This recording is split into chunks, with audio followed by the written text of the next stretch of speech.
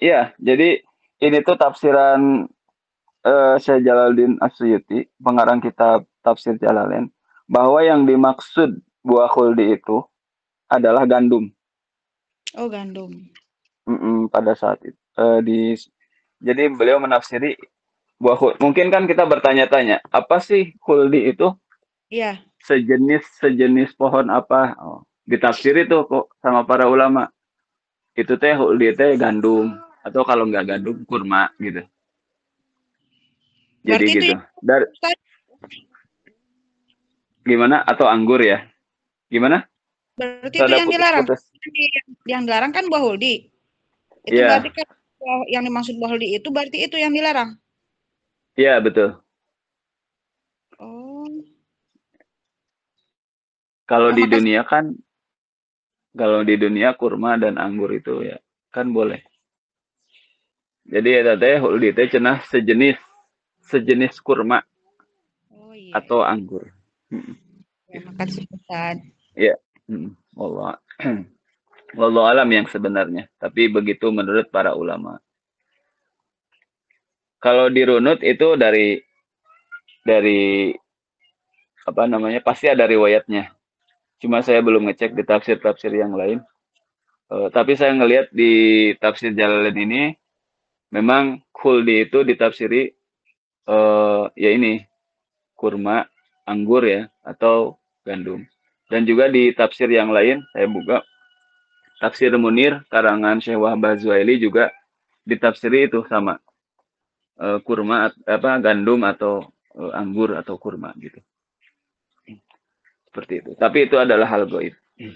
Dan yang terpenting adalah ibrohnya ya, bahwa Allah Subhanahu wa taala kalau melarang sesuatu lalu kita melakukannya, itu menyebabkan di sini dikatakan ya, fatakuna minaz zalimin. Disebabkan kita menjadi orang yang zalim. Zalim. Zalim itu artinya merugikan diri sendiri gitu. Karena kezaliman itu akan balik ke kita, nggak akan ke orang lain, nggak akan kepada Allah apalagi. Karena bagi Allah Subhanahu wa taala kita mau taat, mau maksiat mah ya sama saja. Ketaatan kita tidak akan menambah kemuliaan Allah, kemaksiatan kita pun tidak akan mengurangi keagungan Allah Subhanahu wa taala. Jadi kemaksiatan itu ya cuma kembali kepada kita akibatnya. Fatakuna minaz zalimin. Maka janganlah apa yang Allah larang kita melakukannya. Janganlah yang Allah perintahkan kita tidak melakukannya. Ini di sini udah dicontohin tuh. Allah memerintahkan bersujud, iblis tidak melakukannya, itu membuat iblis menjadi orang kafir. Ingkar. Lalu Nabi Adam disuruh oleh Allah Subhanahu wa taala untuk tidak makan buah khuldi. Itu ketika itu dilakukan bisa menyebabkan Adam itu menjadi zolim, orang yang zolim. Beda ya, Bu. Kalau kita coba bedakan. Allah Subhanahu wa taala memerintahkan iblis untuk bersujud. Ya malaikat ya.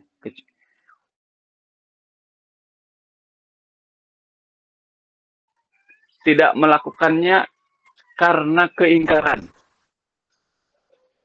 Jadi menentang perintah Allah. Tidak melakukan karena penentangan. Mung aing mah gitu. Mung. Menentang. Itu menyebabkan dia menjadi orang kafir. Atau golongan kafirin. Tapi Nabi Adam, Allah menyuruh untuk menjauhi buah khuldi. Lalu malah memakannya. Tapi bahwa Nabi Adam melakukan itu bukan karena keingkaran. Tapi sekedar karena keteledoran. Ya kan? Beda nggak? Jadi melakukan dosa karena keingkaran dan melakukan dosa dan merasa berdosa. Nah, di sini bedanya. Karena kalau orang bermaksiat lalu ya Allah, aku sudah bermaksiat, aku mohon ampun kepada Engkau. Gitu. Tapi kalau orang yang ingkar ketika berbuat dosa nggak bakalan mohon ampun.